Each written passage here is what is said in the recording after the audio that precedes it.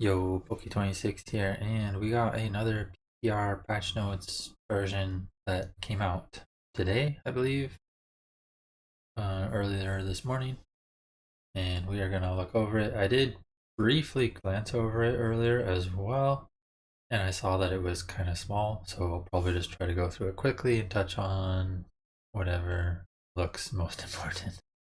Maybe skip over some of these like general things. But yeah. PTR version 2.0.3. Countdown timer for the UI. I assume this is for observing.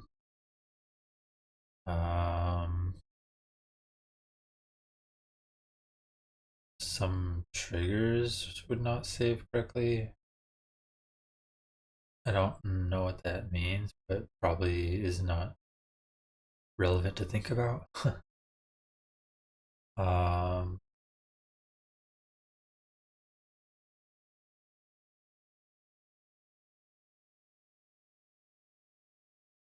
yeah. Optimize AI functions for finding build locations?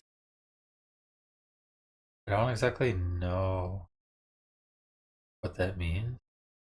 Does this mean when you're like hovering over an area with something set to build, it will prioritize certain spots based on its own thinking? Because that sounds kind of weird. Like, did they add some sort of AI thinking to this? Like, what are we talking about here? I don't really know, but whatever. Visuals, updated options, and fixed issues. Okay, nothing too important. World editor. I mean, I don't really care about this stuff, but it looks like they probably fixed some things that were broken. Force zoom level. Remove this from denying. Okay.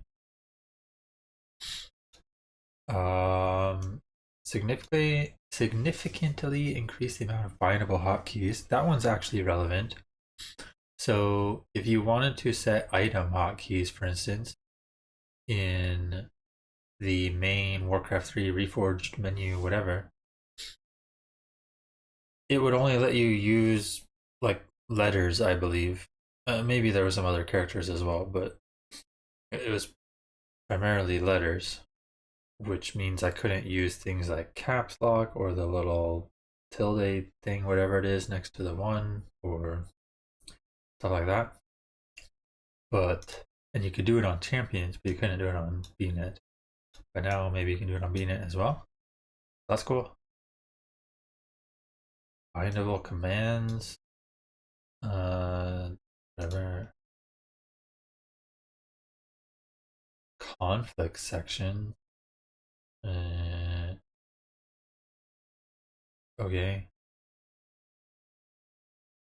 I guess that's the type of thing where normally when conflicts arise, you can press like spacebar and go to it, and now you can do something with that. Maybe as an observer or something? I don't know. Or for non-QWERTY keyboards. Okay. This was around for quite a bit, particularly if you're doing like a range team and stuff. I think it would sometimes not display these things.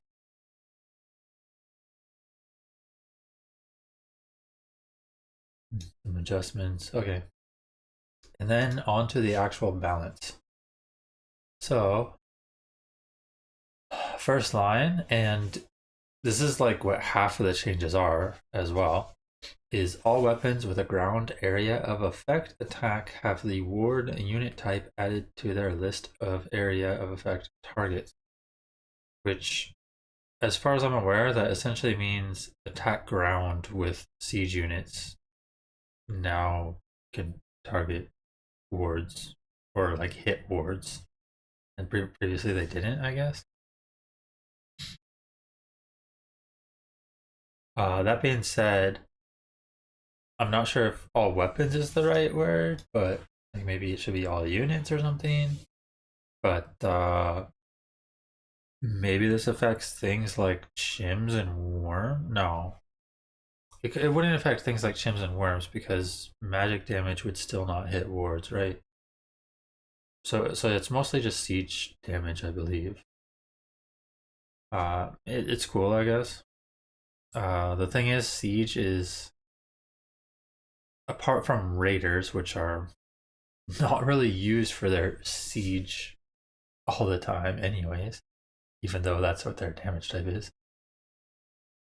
Apart from them, siege is not used all that much to begin with, so this is potentially pretty irrelevant, but maybe there's some situations where it matters.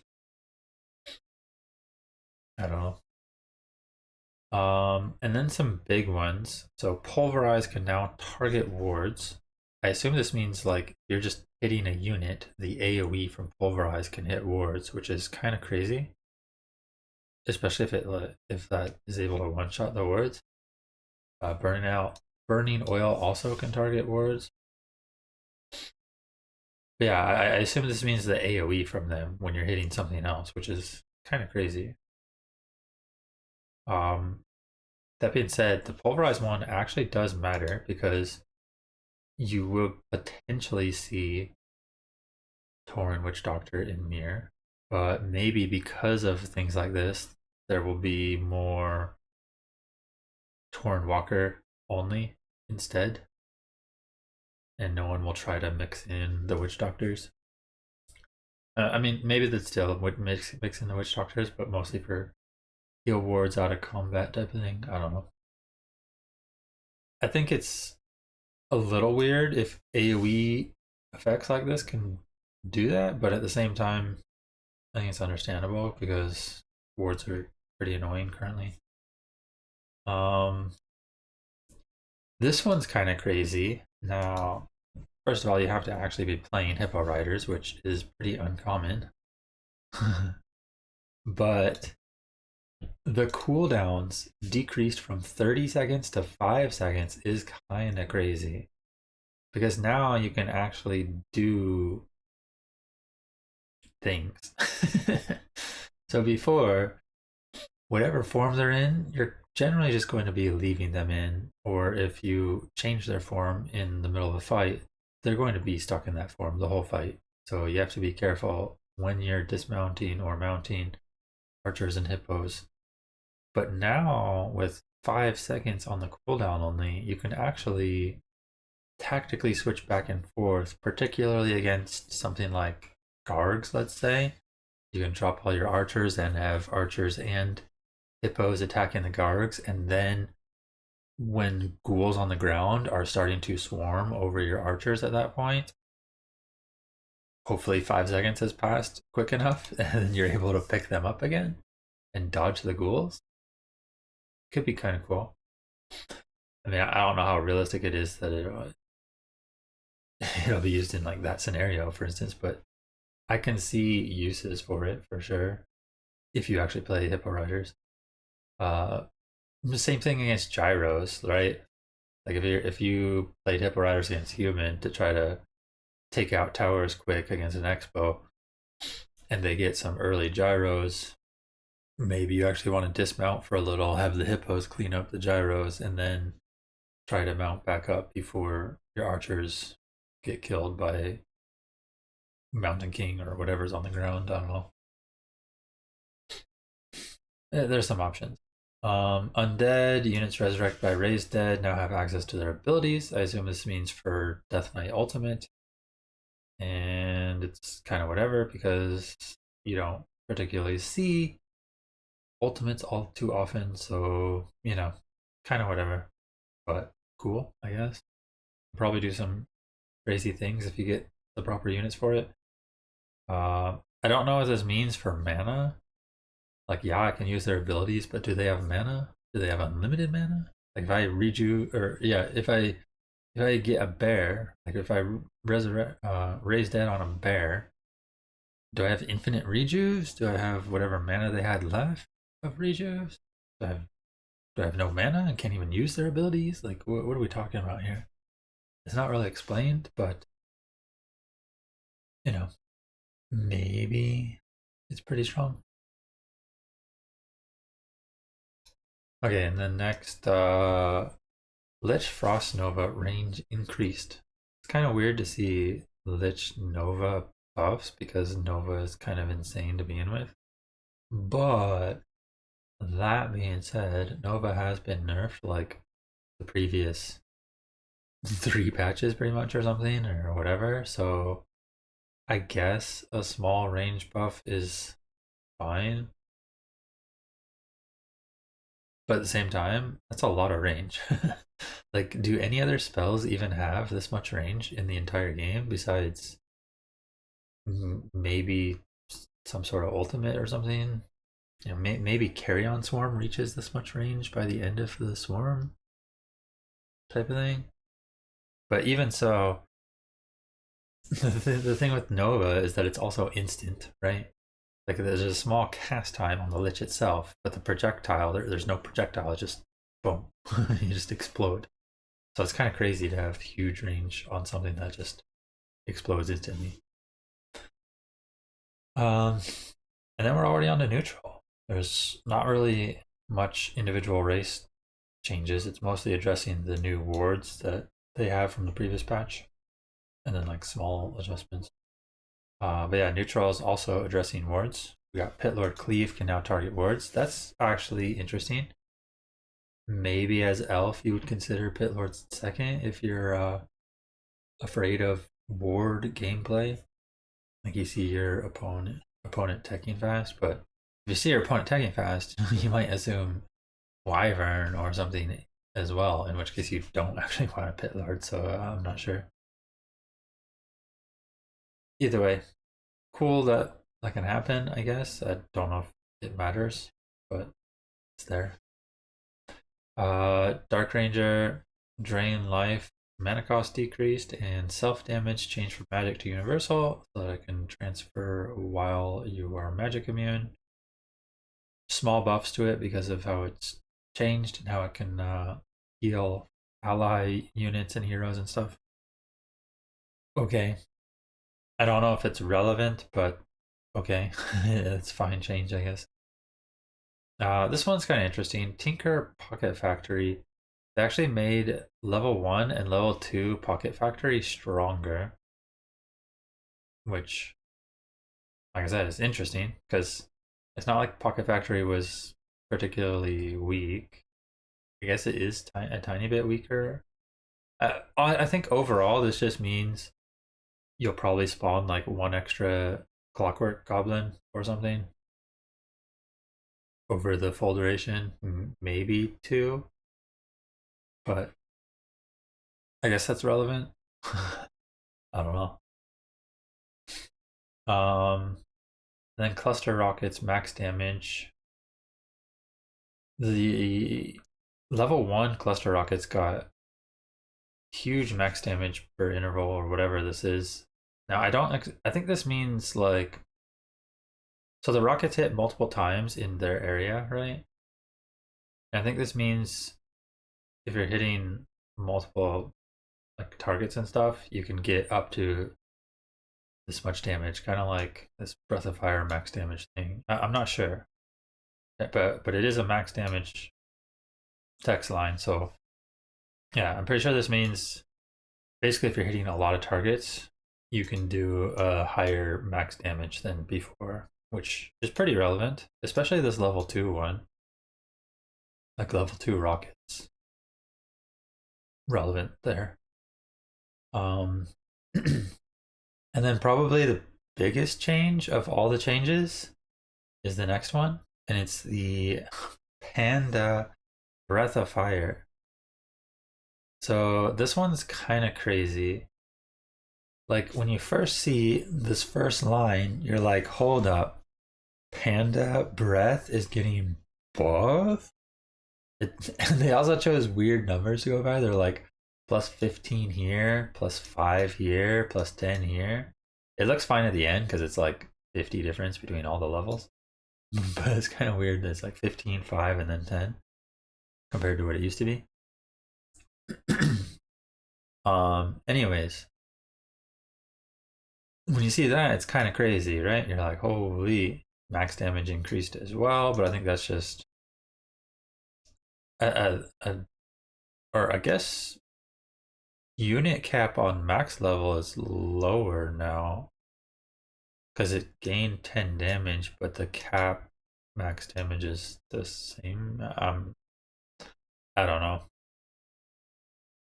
Or I guess there was no unit cap, right? It's just it gets spread out further if it hits more units, something like that. I don't know. Either way, it looks like it's a bit stronger overall, damage wise. But then you get to these last lines and you're like, hold up. This is what we get in return. Area of effect from 125 to 25. And then final area of effect from 300 to 125. That is pretty small. So before, right? Before you have your code, it's like this. Now the start of your code, whatever your start of your code was before, which was 125, that's now the end of your code, and you have a smaller start of the code. You're sitting here like this, you know? You got some, you're breathing out some line of fire, and it's, we'll see how it actually feels when you're playing it, but the numbers look kind of crazy to drop that much AoE. And this could end up being very significant of a change. Yeah, it's like some fire breather, you know, where they're spitting out onto that onto whatever lit up torch they have, and it's just a huge line of fire shooting at you. That's gonna be the Panda now, dude. No, like just spewing all over every unit. Now you just got some line shot. I don't know. We'll see how it looks when actually playing. But this is very significant. You have to be very careful with how you aim this now. There's a high likelihood that you miss targets on the sides, the left and the right of where you were aiming. It also has, or wait, I think it's the same range though, right? I don't know if I said anything on the range, but I'm pretty sure the range, like it still goes the same distance. It's just instead of this cone, or I guess let me say instead of this cone, you got more like this cone, right? It's just much narrower. Like there's no big AoE rate at the start, and then it spreads even further for the cone. Now it's like very small start and spreads to mediocre AoE at the end. I don't know. It's weird to see this change out of nowhere, but they do talk about it. They said to compensate for the nerf to, they say range, but I'm pretty sure they mean AoE. To compensate for the nerf to AoE, overall damage has been increased. Okay, we'll see how it works. I think it's potentially bad, but there's no question that Panda was super strong. It's just, as an elf player, you did feel like you needed Panda, right? Like you're choosing him for a reason, and the reason is because you need him to defeat certain strategies. You want him against the mass air, you want him against mass gyros and mass gargs, and probably against D-Hawks and stuff. Like you don't see these all too often, but maybe you'll see them even more now that Panda is nerfed, because maybe it's harder for him to hit his spell on a meaningful amount of targets, and you can just overwhelm your opponent, right? We'll see. But I don't necessarily like this from what I first see, but maybe the damage is meaningful enough to like not. Who knows? maybe just use him for single target. You start breathing on heroes and stuff. Like I don't know what we're doing here, dude. And then besides that, There's some small creep changes and bug fixes. We saw this in Direct Strike with Tinker, regen rings and stuff. Yeah, just bug fixes. You can read those if you want. Yeah, overall, I think like this patch is fine. There's nothing particularly wrong with it.